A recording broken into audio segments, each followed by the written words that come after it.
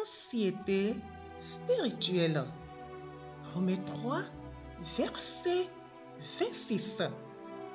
Ce sacrifice montre aussi la justice de Dieu dans le temps présent, car il lui permet d'être juste tout en déclarant juste celui qui croit en Jésus.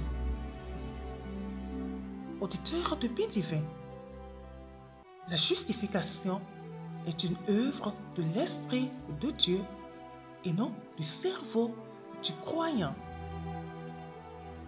Il faut toute une vie pour bien comprendre la bonne nouvelle. Peut-être en sonderons-nous sans cesse les profondeurs, sans jamais en découvrir les limites. Nous avons beau essayer de nous reposer dans le salut offert par Dieu, mais nous ne l'avons pas encore tout à fait compris. Nous essayons encore de le mériter, sinon par légalisme, du moins pour prouver l'authenticité de notre foi. Comment en arrivons-nous ainsi à altérer la pureté de l'Évangile? Prenons conscience que chaque fois que nous regardons à nous-mêmes pour vérifier si notre salut est authentique, nous diminuons sa portée. En effet, quand nous nous demandons si nos bonnes œuvres sont suffisantes, notre salut devient quelque chose à acquérir.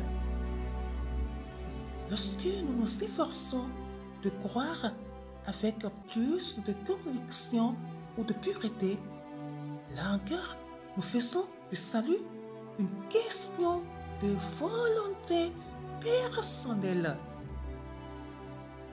Cette démarche devient source d'anxiété car elles font toutes deux reposer le salut sur notre cœur humain inconscient. Une angoisse sourde est tapie dans les profondeurs de l'âme de nombreux chrétiens. Elle se manifeste par le sentiment désagréable que nous n'en avons peut-être pas assez fait, que notre foi, nos efforts, nos sacrifices sont peut-être insuffisants. L'apôtre Paul donne le remède. Dieu est à la fois le juste et celui qui nous justifie, celui en qui le salut trouve son origine et son accomplissement. Nous n'avons qu'à dire oui et le salut nous est offert. Que signifie Dieu est à la fois le juste et celui qui nous justifie? Le juste qui exige la sainteté de nous est celui-là même qui l'accomplit en nous. Celui qui ordonne un sacrifice de sang est celui-là même qui l'accomplit.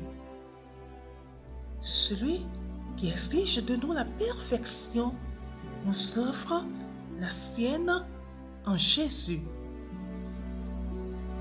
Bien-aimés, chaque fois que cette anxiété concernant notre salut s'insinue dans notre cœur, fixons nos regards sur Jésus. Ne cherchons pas à tester la qualité de notre foi ou l'abondance de nos œuvres. Regardons vers Jésus. Comptons sur ce qu'il a fait. Reposons-nous sur son œuvre. Sachons simplement qu'il a pleinement satisfait la justice de Dieu à notre égard. Bonne méditation à chacun. Shalom.